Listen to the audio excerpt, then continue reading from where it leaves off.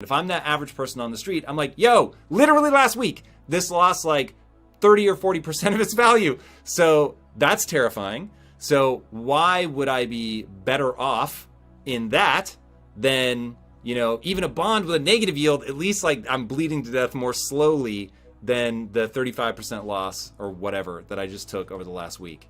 Well, Bitcoin's the best performing asset for the past decade, and it's 100x better than gold, and it's 10x better than equity portfolios.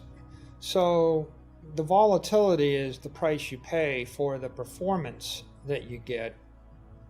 And oftentimes the best investment idea isn't the most comfortable investment idea.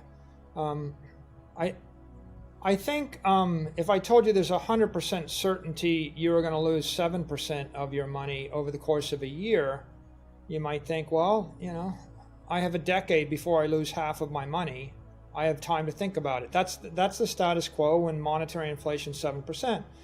If I told you there's a 100% probability that you're going to lose 20% of your money over the next year and half of your money over the next 3 years, well, you might think you need to move faster. Well, what if I told you you're going to lose all your money? What if I told you the currency is going to collapse to zero in 3 months, which is kind of what it did in Zimbabwe and Venezuela? Or what if I told you we're going to have 95% inflation? I think the unofficial inflation rate in Argentina is like 85% this year. What if I told you we're going to have hyperinflation? Everything will be twice as expensive next year. Now, how long would you wait before you took a risk? If I really want to, get you to jump out of the pot, right, I could just make it simple. Next Tuesday, I'm seizing all your money, or you can spend it between now and next Tuesday, right? That really, what is the word? Focuses one, right? Right. It stiffens one's spine and focuses one. If I just made it very black and white, I'm just going to take all your money next Tuesday, or you can spend it between now and then. So how do you actually get comfortable with the volatility? Well, I think first you have to understand how big your problem is. And the second thing is one of time horizon. And what's your aspirational goal? For example, if you don't aspire to change your lifestyle one iota, and you're going to watch Netflix, let's take extreme. You're going to live in your parents' basement, watch Netflix, order Domino's pizza, and stream YouTube video for the rest of your life. Do you have an inflation problem coming? Probably not. If you want to buy your own house, you have a bigger inflation problem because houses went up 15%.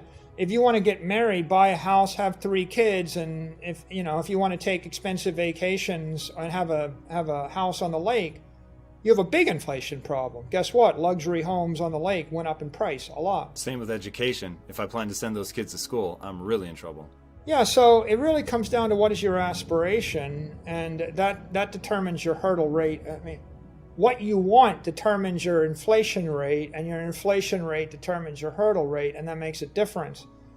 I think in terms of historic metaphors, there's plenty. For example, my family came to the United States in 1736 on a wooden ship.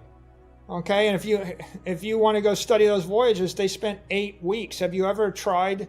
There's not a single person that's probably got in a wooden ship with 3 sails for 8 weeks to cross the North Atlantic in order to come to America.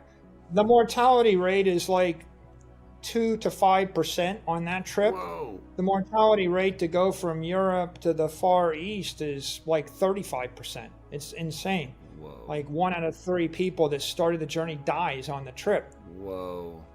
Okay, so we talk about volatility. Is Bitcoin bumpy? Is crypto? We're just talking about Bitcoin. Yeah, Bitcoin is bumpy. What else is bumpy? Yeah, wooden ships in 15-foot seas. If you want the definition of a rocky ride, the rocky ride was leaving Europe. So why'd they do it? So you're saying that the bold are the ones rewarded? If you choose correctly. Right? The ones that moved too soon, went to certain colonies, that on the Potomac River and the James River, and they died, right? So there's a lot of early settlers that took arrows in their back, in the 1600s. On the other hand, by the mid 1700s, by 1736, people had been living in North America, and you had Philadelphia and you had Massachusetts, successful colony and the like. So if you choose the right decision or make the right decision at the right time, you can have a better life, but there's still risk, right? So why did the people come from Europe? They came for property rights and civil rights. Right? They either couldn't exercise their religion or there was no hope for them. All the property was owned by someone else. And property rights matter. A lot of people don't realize this. They think that they think that property rights are a nice to have. Property rights are a nice to have the same way that fat on your frame or insulin are a nice to have. If I strip away your insulin, you're a type 1 diabetic. You can't form fat. If you can't form fat, you can eat all day long and you're going to starve to death. It's not a nice to have to store energy over time. Fat is an organic energy battery and property is a social energy battery. So being able to store property means I can go 3 months without a job and not starve and live a life. There is no hope for a civil life without property. So people went from Europe to the U.S. for property. When they got to the East Coast, they went west. It's in the American ethos. Was there a bumpy ride taking a wagon train over the Rocky Mountains? You ever fly over the Rocky Mountains and look down?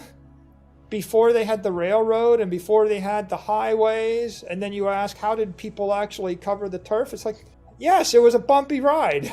There was volatility along the way. I think the risk and the discomfort today of owning Bitcoin is a heck of a lot less than the risk and the discomfort of getting in a ship or getting on a horse or, getting in a wagon or walking, right? Or settling and doing what you need to in order to secure your civil rights and your property rights and your freedom. But there is an analogy. The only way you make the volatility go away is you make the opportunity go away. The reason you went west was because people weren't living there and you wanted thousands of acres to yourself to live a better life, right? And when you got there, you found that there was no one that had come before you to clear the thing, and build a house for you and give you running water and hand the keys to you and do your bidding because you were going to a new place. That was where the opportunity was.